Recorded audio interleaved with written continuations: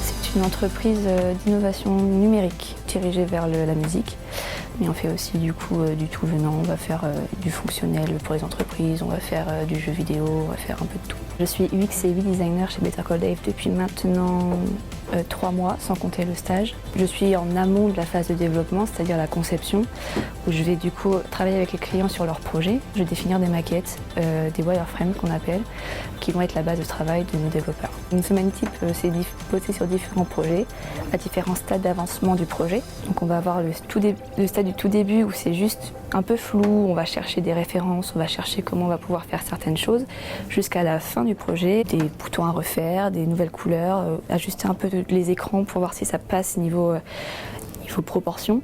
En ce moment, par exemple, je suis sur de la finition, où je vais chercher chaque petit détail, je me dis est-ce que c'est à la bonne taille, est-ce que c'est la bonne marge, est-ce que la typographie elle est bonne, est-ce qu'elle convient. C'est très divers au quotidien. Ça va être mettre l'utilisateur au cœur de notre design, et pour ça, en fait, comme sur un projet de la Briqueterie du Nord, on est allé sur le terrain pour voir si notre solution, si ce qu'on pensait ou si ce qu'on espérait faire pouvait être adapté, pouvait être facile d'utilisation pour les utilisateurs primaires qui sont du coup les conducteurs d'engins.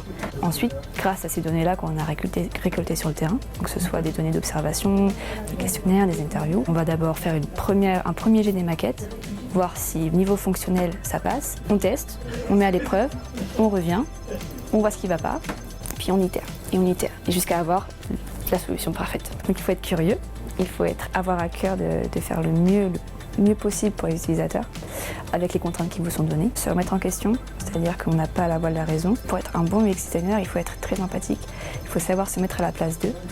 Et ça s'apprend, ça se développe. J'ai commencé par faire un bachelor en game design, donc sur 3 ans. J'ai enchaîné ensuite sur un master media design. Si on fait une école, c'est mieux parce que du coup, on apprend une méthodologie de design. Mais ce qui est bien avec l'UX, c'est qu'on n'a pas besoin forcément d'avoir de diplôme ou une formation bien spécifique pour entrer dedans. On peut un peu entrer n'importe où du moment qu'on est intéressé, que le métier nous intéresse, qu'on a envie d'aller plus loin. C'est ça qui est bien aussi avec l'UX. On peut venir de partout sans forcément avoir une formation dédiée là-dedans.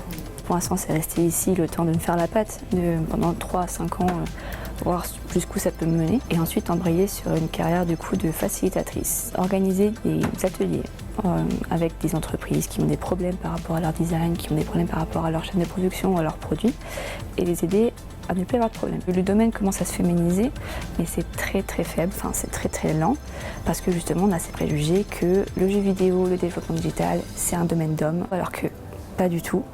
Il y a énormément de métiers féminins, de métiers comme l'UX design. Il y a énormément aussi de concept artistes dans le jeu vidéo. Il y a énormément de codeuses, il y a des développeuses. C'est pas un domaine où il faut avoir peur. C'est accessible à tous. Il faut juste vouloir s'y mettre et s'accrocher. Une anecdote, c'est de voir que même si j'ai pas fait une formation dédiée à l'UX, mon travail que je fais ici, il est de qualité et il aide l'entreprise à se développer.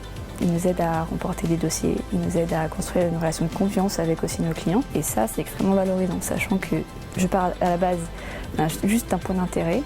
Et juste avec de l'intérêt, avec de la détermination, avec de la motivation, on peut aller très loin. Et c'est tout ce qu'il faut, même en tant que femme. Donc voilà.